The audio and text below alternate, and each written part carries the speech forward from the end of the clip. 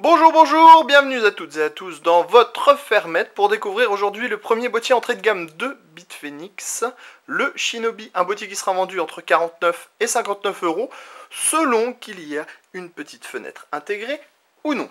Alors on va tout de suite faire le tour. D'abord on vous parle de la finition smooth, ça c'est très cher à Bitfenix, comme ça c'est tout doux sous les doigts et c'est plutôt sympa. On regarde aussi qu'au niveau du design, on a deux lignes de métal mesh qui courent sur l'ensemble du boîtier, histoire de donner un petit look gamer à l'ensemble. Grille en métal mesh qu'on retrouve également à l'arrière ici. Et en dessous, on aura la possibilité de placer deux 120 mm ou deux 140 mm. Plus en avant, on a les différentes prises additionnelles. Une prise additionnelle qui compte 4 USB, 2 audio, les diodes d'activité, enfin le power on et le reset. Plus en avant, on retrouve nos 3 baies 5,25 pouces, histoire d'installer des lecteurs ou graveurs DVD, et le logo de la marque. On a reçu le modèle avec la fenêtre. On trouve donc une fenêtre ici de forme pseudo-triangulaire avec un emplacement pour ajouter un ventilateur en 120 mm. Il sera possible de retirer la partie supérieure en la tirant, mais avec 3 doigts ce n'est pas possible, il faudra forcément vos deux mains. Justement le châssis, on arrive à l'arrière avec un emplacement 92-120 mm avec son ventilateur, l'emplacement de la plaque qui est au shield de la carte mère, les 7 slots d'extension pour les cartes filles, les 2 passes cloisons, et enfin l'emplacement de l'alimentation dans le bas.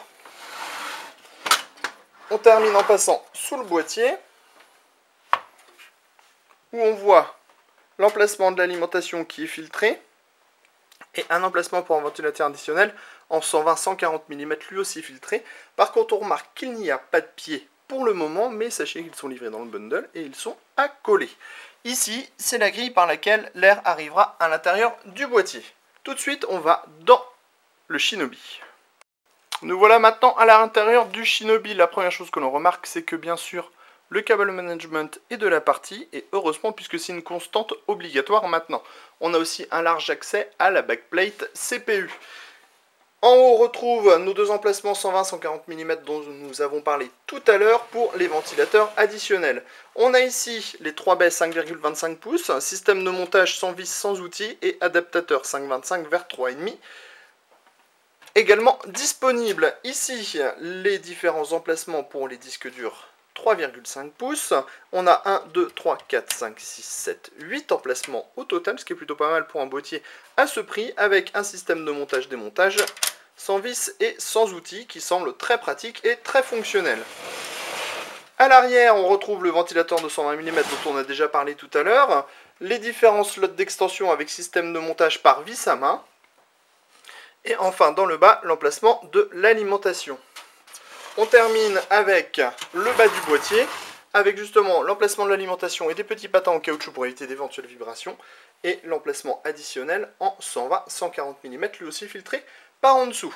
Voilà ce qu'on peut dire pour le moment. On vous réserve un test complet très prochainement, et on vous dit à bientôt à la ferme.